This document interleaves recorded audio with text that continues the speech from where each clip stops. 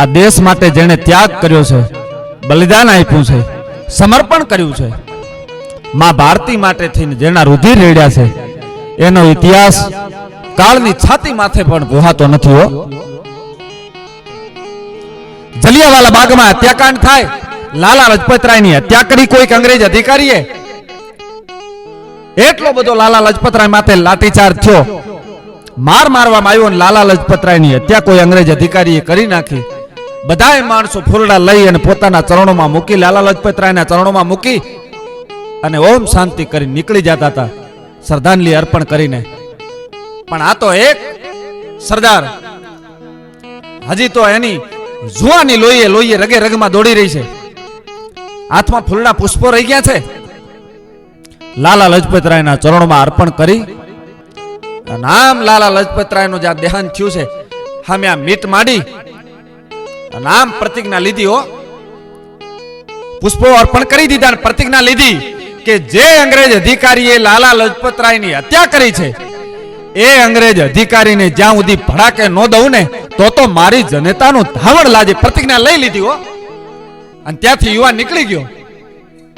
થોડા સમય પછી એ જ અંગ્રેજ અધિકારીને આ ભગતસિંહે ભડાકે દઈ દીધો, હત્યા કરી નાખી. જે અંગ્રેજ અધિકારીએ લાલા લજપતરાયની હત્યા કરી હતી, પ્રતિજ્ઞા લેવા વાળો ભગતસિંહ એક ગોળીના ભડાકે ઠાર કરી દીધો અંગ્રેજ અધિકારીને. બીજા દિવસે છાપામાં આવ્યું અને છાપું ફરતું ફરતું ભગતસિંહના ઘરે આવ્યું. ભગતસિંહના પિતાજી વાંચે છે, એમાં લેખ આવ્યો, જે અંગ્રેજ અધિકારીએ લાલા લજપતરાયની હત્યા કરી હતી, એ અંગ્રેજ અધિકારીની હત્યા થઈ ગઈ છે. નામ છાપો એક બાજુ કરી અને વિદ્યાવતી ભગતસિંહના જનેતાને કાને અવાજ ગયો કે સાંભળ્યું કે શું પેલા અંગ્રેજ અધિકારીની હત્યા થઈ ગઈ છે, જે લાલા લજપતરાયની હત્યા કરી હતી, એને કોઈ કે ભડાકે ઠાર કરી દીધો છે. એમાં આપણા ભગતનો હાથ તો નહીં હોય ને, આપણા ભગતસિંહનો હાથ તો નહીં હોય ને એમાં.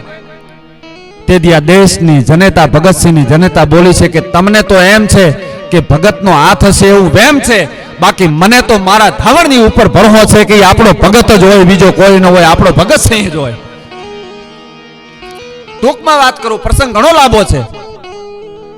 અને સાહેબ ભગતસિંહ, સુખદેવ અને રાજગુરુ આ ત્રણ યુવાનોને લાહોરની સેન્ટ્રલ જેલની માઇલપા, સળિયાની માઇલપા જેલમાં પૂરી દીધા. અને એક સમય એવો આવે કે આ ત્રણ માણસોને ફાંસીના માચડે ઉભું રહેવાનું સાહેબ તાણું આવી જાય.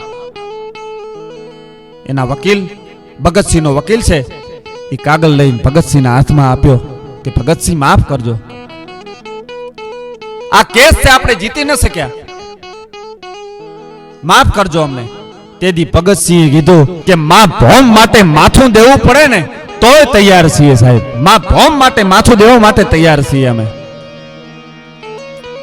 એ 1931 ની રાત હશે.